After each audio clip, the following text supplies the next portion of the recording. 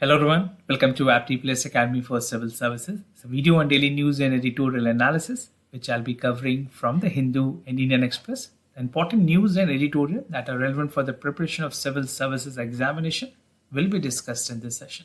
Let's get started with the news topic list.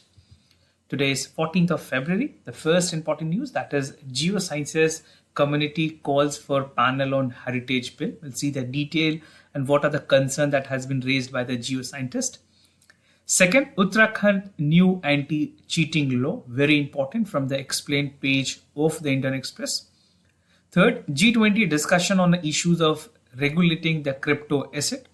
Second last, that is GST compensations delayed due to the lack of AG certificates. We'll see what are the concerns that has been highlighted by the Union Finance Minister. And the last is an editorial. Hill or city urban planning cannot be an afterthought. Brilliant editorial that will give you an insight about the urban planning, and even the case studies will also help in this regard. Apart from the news and editorial discussion, at the end of this video, there will be MCQ based questions. These questions will be based on current affairs that will help you for the upcoming prelims examination. So without any further delay, let's get started. And before I begin this session, those of you who are new to our channel, do not forget to subscribe Apti Plus Academy for Civil Services on YouTube. If you like this video, if you find this video informative and helpful, do press a like button. And starting the news discussion with the first news, that is Geosciences community called for panel on heritage bill, something important for General Studies paper 2 under the subtopic of General Studies, that is government policies and intervention for the development of various sectors and issues arising from a design and implementations. So under this, there was a concern that has been raised by the geoscientist. This is specifically with regards to the draft bill which is released by the central government. And the draft bill is named as the Draft Geoheritage Sites and Georelics for the Preservation and Maintenance Bill. And on the protections of Indian geoheritage side, the concern was raised with regards to the excessive power that was given to the GSI, that is the Zoological Survey of India. The experts are of the opinion that this is a body which mostly focuses upon the research activity and not on the part of the conservation, and not either on the part of geoheritage side or georelics, which is specifically a domain of Archaeological Survey of India. So a lot of controversy is ongoing with regards to the draft bill, which is empowering the Geological Survey of India, which inherited power. Now the scientists have alleged that the bill was prepared without consulting and was completely different from what was actually proposed in the 2019. So this is not for the first time. The proposal was already there for the Government of India, but now the new one, which was there as Draft Geoheritage and Georelics Preservation and Maintenance Bill 2022, is completely different what was proposed in 2019. Now the scientist has noted that the Prime Minister office, after a national consultation with an expert and stakeholders, were of the opinion that there's a need to preserve the geoheritage site, and many of which is also rich in fossil. So definitely the other point and the other exploration part will also be taken care under the bill. Now talking about India archaeological site, there are more than 1800 archaeological sites, 50 historic sites in India, 6,000 plus state archaeology protected monuments, and 4 lakh religious heritage sites. So these are the basic numbers, data that might be relevant for you as a fodder point in the mains paper. Now the bone of contention, where is the actual confusion and what is basically imparting with the problems. The new proposal bill by the Union government power and denotified that the geoheritage site, if believed that cease to be national importance without public consultation. So the power that has been given to the Zoological Survey of India, now it will be their sole discretions to decide upon any heritage as a national importance, and this will even not call for the consultation from the stakeholders or either from the public. Now this is how the concern was raised with regard with the following community of the zoologists. And according to the expert, the Zoological Survey of India is not equipped to handle the geoheritage conservation, and it is primarily body which comes with the research part in a specific mission. So right, तो बात की गई है whether this body is capable enough to take care for entire part of the conservation efforts. And even the Archaeological Survey of India, very important body which take care for all the monuments, important monuments in India. So ASI is a body which is more experienced in conservation, preservation, restorations of artifacts, and even they are doing for the geoheritage monuments with the help of geologists. And my personal opinion, definitely the Archaeological Survey of India carry more experience compared to the Zoological Survey of India. Now, what is the aim of this bill? First, the draft bill aims to protect the Indian geological heritage, which include the protections for the fossils, sedimentary rocks, natural structure that has raised alarm in India's geoscience as well as paleontology community. So definitely all things need to think in a holistic manner where the protection should be the foremost priority and it should be handled by a concerned authority only. Now, the provision under this bill, the provision of the bill give the power to declare sites to have a geoheritage site which has a value which take position of the relics which include fossils and rocks and that rest with the private hands. Now, it prohibit any kind of construction activities within 100 meters around the site. So there will be no construction which will be allowed and it will be completely prohibited in the area. The penalty with the fine up to 5 lakh rupees and possible imprisonment can also be there if there is a violation with regards to the provision that is already envisaged under the bill. Now, there's a concept called National Geoheritage Authority, which is there. In 2019, India National Science Academy that has grouped up for the Society of Earth Sciences have submitted a proposal, right, for the government to establish a broad-based National Geoheritage Authority that would advise the state government on conservation, setting up a geoheritage park, and also deciding upon the zoological importance of the site to administration, the possession of fossil and their relics on specific region. Now, other than protecting the places, the zoological interest and the need of the law, specifically protecting the geoheritage site, following some of the important sites like UNESCO की जितनी sites है, already India is a signatory to UNESCO Convention concerning the protection of wild culture, the world cultures and natural heritage since 1972. So this type of body was inevitable in Indian context, but in terms of progress that essentially was required was not there. Now, about geoheritage sites, what is geoheritage sites? These are the sites of rare and unique geological, geomorphological, mineralogical, petrological, and paleontological importance, which include the part of caves, natural rock sculptures, which is of national and international importance. Now, georelics are any relics material with geological significance, sedimentary rocks, mineral, meteoroids, or fossil. So I'll give you some of examples which government has actually notified on the part of the geoheritage sites. So these are the examples. If you want to read more, there are more states which are there. You can directly search in the Google. You'll find a PIB link, which will be giving you the details. For some states like Gujarat, the list I mentioned, Gujarat, Himachal Pradesh, Rajasthan, Odisha, Jharkhand, Nagaland, and Sikkim, right? So some of the part is also included in the georelic sites. And even Niti Aayog, precisely talking about Niti Aayog, they have come up with a working group report which call for improving the heritage management of India. Already, the government is putting its impetus in part of improving the heritage management, and a draft and a white paper was also released by the Niti Aayog. If you want, it's a long document. You can check it out. But relevantly important part has been included in this discussion. Now, the World Heritage and Cultural Natural Sites की अगर बात करें, these are the map. Even you can see Qutub Minar in Delhi, important temple like Khajuraho, Bodh Gaya, Konark Temple in Odisha. These are some of the World Heritage Sites which Government of India is looking forward with to take care with proper, the part of the essential conservation that is required, and also a body that will take care for the entire conservation part.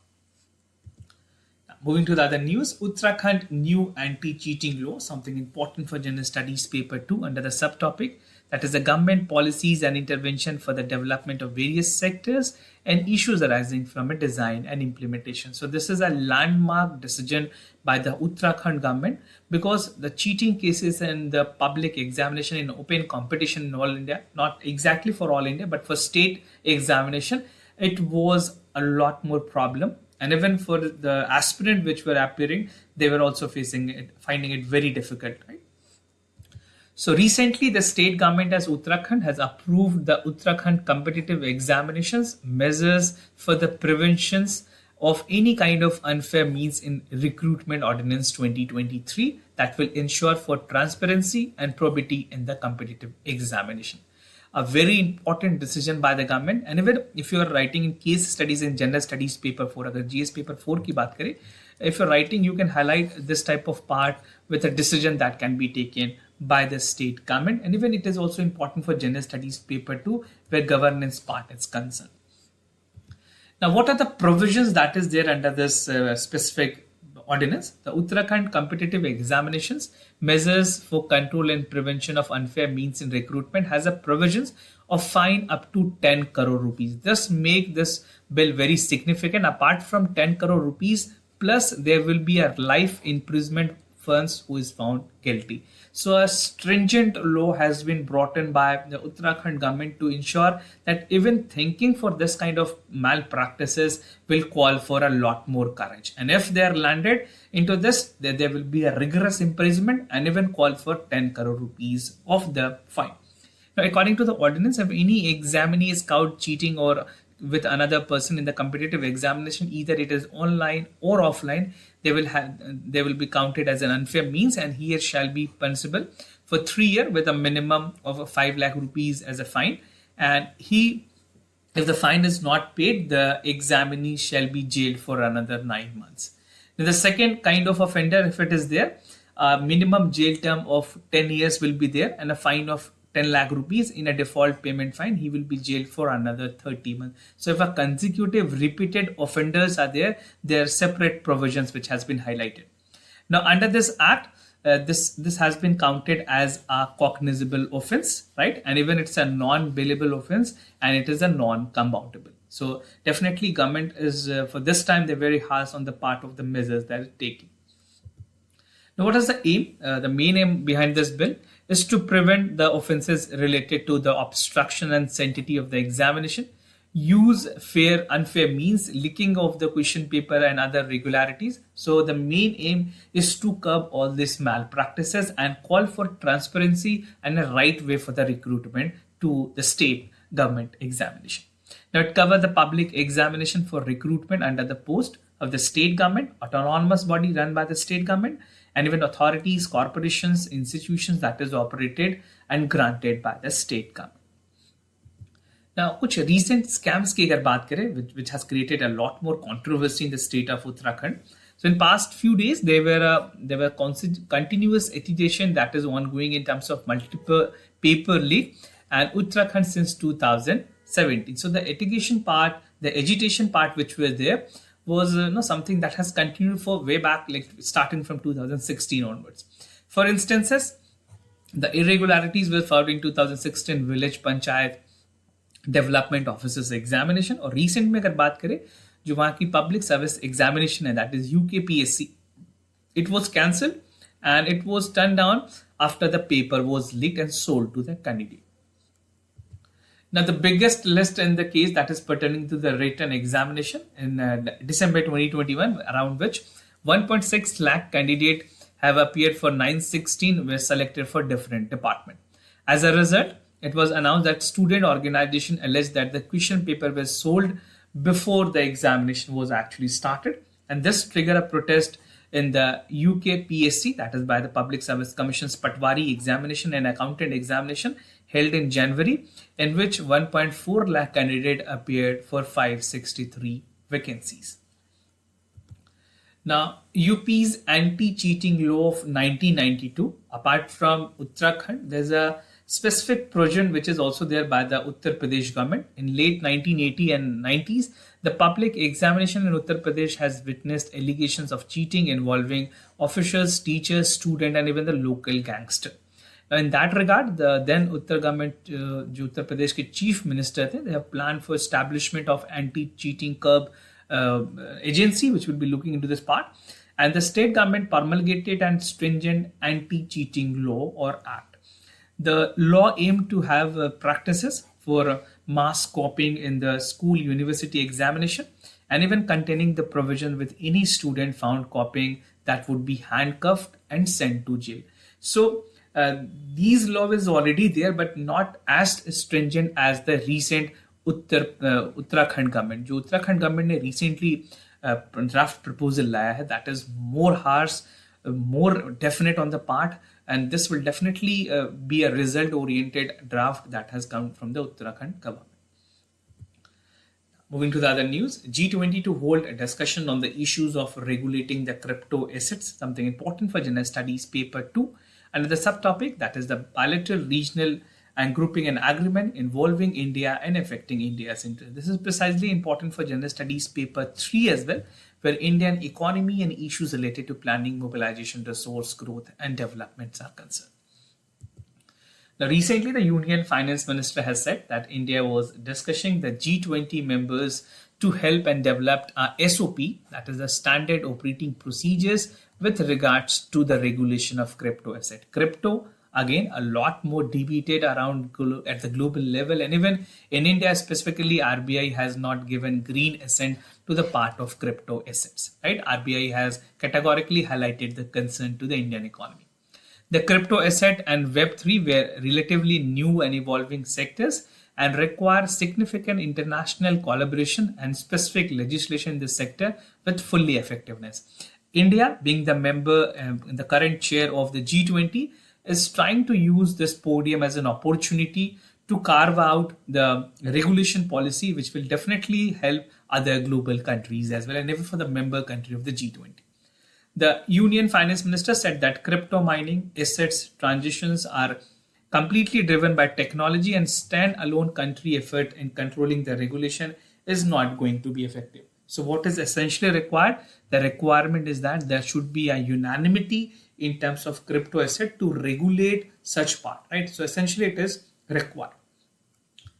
Now, India's crypto asset industries की अगर बात करें, India's crypto asset industries had witnessed an exponential growth over the last 5 years today, and currently reported as 15 billion crypto account holder that have put 6.6 billion crypto assets in holding. And India has now 2 crypto unicorn, that is over 3,500 crypto startup, in which it is clearly a flourishing industries, although even for other developed countries where it is being operated and even partly legalized, the operations are on a higher side. Now, if you see new cryptocurrencies emerging as the world goes viral, this was for 2013, we have only 66 for the percentage, and now this is for this much value, which is close to, this value is in crore. So the new crypto which is being used in terms of the global level, that is pretty on the higher side down the line. In a decade you can find these are the changes which is there. Now, recent cases, the recent collapse of the crypto exchange, that is FTX, and ensuring the self-off of the crypto market, which is there in the spotlight. The vulnerabilities are always there in the crypto ecosystem. That is the reason it called for the regulation part, right? And in India specifically, we have RBI, which is taking care for the entire part of the monetary policy. We have SEBI, which is taking care for the security market and derivatives. They all have not given yet assent on the part of the cryptos. So crypto are self-referring instrument that do not restrict to pass the test of the financial asset because there are no intrinsic cash inflows attached to them.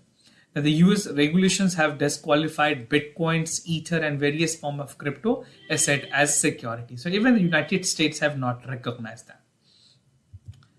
Now, moving to the other news, GST compensations delayed due to the lack of AG certificates.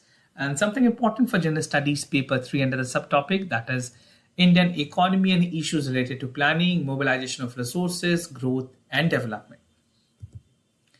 The Union Finance Minister has informed the Parliament that there was a delay in GST compensation to certain states due to unavailability of account general authentified certificates. So AG certificates are mandatorily required on the part of the compensation of the cess to all the states, which is again pending from the AG's end. Now, the AG certification is mandatory by law between the center and the state government to proceed with the part of the cess that is distributed among them. Now, GST compensations की बात करें अगर states में, according to the Ministry of Finance, a total of 86,912, that is 86,912 crore rupees has been released towards goods and services tax compensation, which will be payable to all states up to 31st May 2022. And even if you talk about the cess collection, this was there on the higher side.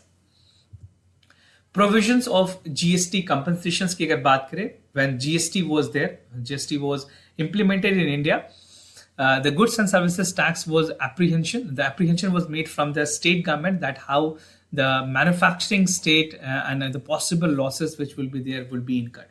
So a new system replacing the production-based taxation system with which one based one consumption was there in the GST. So GST जब introduce की गई उसमें Section 18 called for like the Parliament shall by law recommend that the GST Council should provide an compensation and even the revenue arising account of the implementations of goods and services tax for a period of 5 years from the date of implementation. So initially it was for only 5 years, which has expired recently in 2022, but Government of India has basically they have extended the part of the GST compensation. And the extension has been given till 2026. So recently the Union government has extended the levy of GST compensation cess till 31st of March 2026. And GST compensation was introduced to compensate the state for the losses that is arising on the account of implementation of the GST, right? Now it was levied for a period for 5 years, as I've told you, which was expired on June 30th, 2022, further extended till 2026.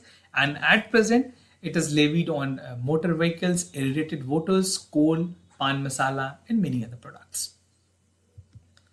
Now, moving to the editorial of the day, hilly or city urban planning cannot be an afterthought. Something important for general studies, paper 3 under the subtopic, that is the conservation, environmental pollutions, degradation, and EIA. So, what I'll be discussing under this editorial. So first is a theme, that is urban planning problems in India, hilly areas, problems in hilly urban areas, rising flood risk, need for assessment, flood-proofing cities, and the way ahead. So the development of hill settlements, especially in town and surrounding, is a challenging task. अगर बात करें mountain area की, regions की, अभी भी काफ़ी ऐसी problem है इन हाई सेंसिटिव एरियाज पे जहाँ पे डेवलपमेंट वर्क एक बहुत बड़ी कंसर्न है. The recent example was there with regards to Joshimath, जहाँ पे बहुत सारी कंसर्न रेज की गई है with regards to the urban development activities. And even these are the highly sensitive areas which is timely fragile to the ecosystem, right. Now December 2009 की एक example just to tell you, एक tunnel boring machine थी जोशीमठ में इन Uttarakhand, where they hit an aquifer, right, 3 kilometers down the line, and even Silang village, which resulted a loss of 800 liters water per second, and this is enough to sustain nearly 30 lakhs people per day. तो आप सोच सकते हो इतनी losses हुई because of a mistake that has incurred in the installation part. Now, meanwhile, Joshimath has no system to manage wastewater. Just to give you an example, how things can be worked upon and what essentially is required in India when there's a development in the hill settlement. We need to take caution with all other consideration of the point where we need to preserve the part which is already existing. The geological factor need to take it into consideration. The already the amenities that is provided will also be accounted for the further development. Now, problems in hilly and urban areas, खास करके अगर बात करें land subsidence की, it's an incident which is common in urban area becoming more increasing common. Estimated that 12.6% of India's land is prone to landslide, especially in the states of Sikkim, West Bengal, and Uttarakhand. Now, according to the National Institute of Disaster Management, construction in such landscape it's driven by built by laws and ignore geological and environmental factors. Consequently, the land using planning by Himalayan towns and Western Ghat is often ill-conceived, adding to the slope instability. Now, as a result, land sliding vulnerability has risen and made things worse by tunneling construction that is weakening the mountain. So this was also the prominent region with regards to Joshimath, the Joshimath region where the cases were reported. Now, rising flood risk की अगर बात करें, this is not only for the hilly areas. This is to highlight कि किस तरह से urban areas में भी flood risk के factor बहुत ज़्यादा prominent हुए हैं. महाराष्ट्र की अगर बात करें, in 2019, the Palava city, that is phase 1, phase 2 of Dombivli, Maharashtra, has experienced heavy flooding, leaving residents stranded. And seasonal rain is now increasing with intensity, and the reason for flooding has become more evident in township, spreading across 45 acres to build floodplain in the Motiali rivers. They were also planned in the township that is approved with the district lack and concern natural hazards such as incident bound to occur. So this is specifically for state like Maharashtra, which is an urban area. Now Goa की अगर बात करें, the flood in Panjim, that is the capital of Goa, in July 21, that led to the local river dwelling at home flooded, leaving urban settlement along the Mandovi affected.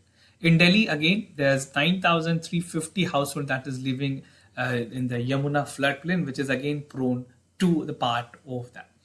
Now, West Bengal, the UK has estimated that UN की एक agency, basically in part of West Bengal की अगर बात करें, the UN Intergovernmental Panel on Climate Change, that is IPCC की report की अगर बात करें, they have categorically highlighted that March 2022 has highlighted that Kolkata faced a severe rise in the sea level. So again, there will be flood which will there, and the composition of poor urban planning and climate change will mean that Indian cities could face devastating flood. So flooding की problem is not only for the hilly areas, specifically अगर बात करें Maharashtra, Goa, Delhi and West Bengal are also prone to that.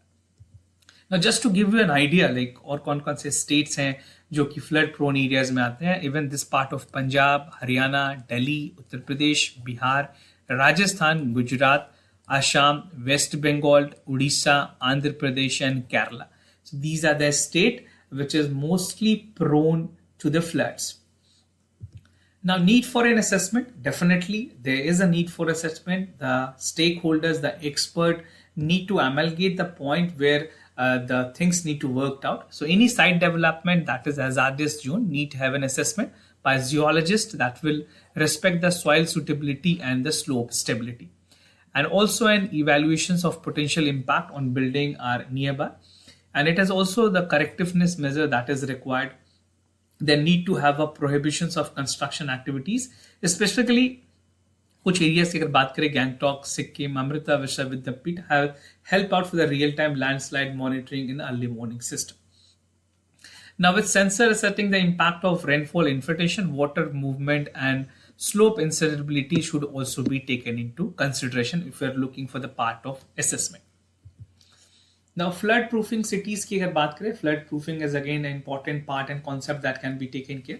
So, flood proofing Indian cities will require multiple measures. क्या-क्या measures होने चाहिए? First, जो urban planners हैं, they will have to step back from the filling up of the water bodies, canals, drainage, and even enhancing the sewage and storm to the drain network. दूसरी है existing sewage network that need to be reworked and expanded to enable waste drainage in low-lying and urban geographies. Water greater in the flood-resistant architecture, that is river embankment, flood shelter, and the part of the coastal areas for flood warning system will be necessary. Protecting blue infrastructure area that is placed with the natural sponges for absorbing and surface runoff will be allowing the groundwater to be discharged is a must. So these areas is looked upon. अगर ये सारे खास करके जो requirements है वो अगर पूरी की जाती है, there will be and this will be acting as a part of protection to the flood proofing of the cities. Now, way ahead की अगर बात करें, the Indian cities need to incorporate the environmental planning and enhance natural open spaces. And the urban master's plan need to consider the impact of climate change and extreme weather into considerations. Urban authorities in India should assess and update the disaster risk and preparedness planning. Finally, each cities need to have disaster management work in place with large arterial roads that allow people and goods to move freely. An early warning system will be again critical in this part, because if these things are not taken care of, the post consequences of the natural calamity will have a lot more loss of human lives. So these are the things that need to be taken into consideration. Now, moving ahead with the MCQ questions of the day. Before I proceed, just to tell you the answers of yesterday's questions. For first question, the correct option was B. For second question, the correct option is D. Do check it out, what you have marked. Now, today's question, that is, consider the following statement about the great Indian bustard. It is one of the most critically threatened species of India. The bird can be found very small number in Gujarat or Madhya Pradesh. So do check it out for the options, right? And the second question for the day is about Belgaum is a part of which of the following states, whether it's Andhra Pradesh, Uttar Pradesh, Karnataka, or Kerala.